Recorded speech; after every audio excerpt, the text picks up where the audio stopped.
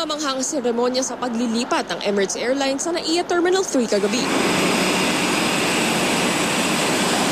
Water salute ang sumalubong sa paglapag ng double-decker na Airbus A380, ang pinakamalaking passenger airplane sa mundo.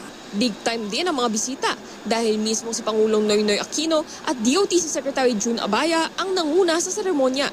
Pero ang isa pang inabangan sa event, walang iba kundi ang kababayan nating kapitan ng flagship na ito na si Captain Franklin Desiderio. Siya ang kauna-unahang Pinoy na certified para magpiloto ng A380. At ikinagagalak daw niya na matapos ang halos 2 dekada na pagbiyahe nito sa Europe at North America, nagkaroon na siya ng pagkakataon na palapagin ang higanting eroplanong ito sa one-off flight sa kanyang lupang sinlangan. Napakasaya ng feeling, no? Kasi nung binevector kami sa approach kanina, sabi ko dun sa co-pilot ko, this is my hometown. Aminado si Desiderio na malayo na ang narating niya mula sa dating 7 taong gulang na bata sa May Kawayan, Bulacan na tumitingala lang sa mga eroplano. Pero kahit halos 2 dekada na siyang piloto, panibagong hamon daw ang A380. With a 519-person seating capacity at taglay ang pinakamakabagong teknolohiya sa aviation, kahit daw ang pinakabihasang piloto ay matcha-challenge dito sa A380. Kung kaya naman pati si Captain Desiderio ay kinailangang mag-aral uli.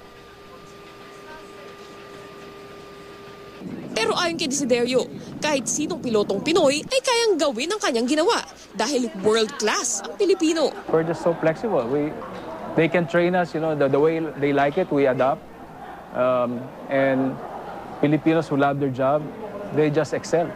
Sa paglipat ng Emirates sa NAIA Terminal 3, umaasa ang kumpanya na mas magiging maginhawa ang mga customer nila. The Philippines has been a congested airport, so Terminal 3 allows the passenger flow and movements. The design is better, so we can take passengers in, check them in, get them through into the lounges, onto the aircraft a lot more conveniently. Micaela Papa, GMA News.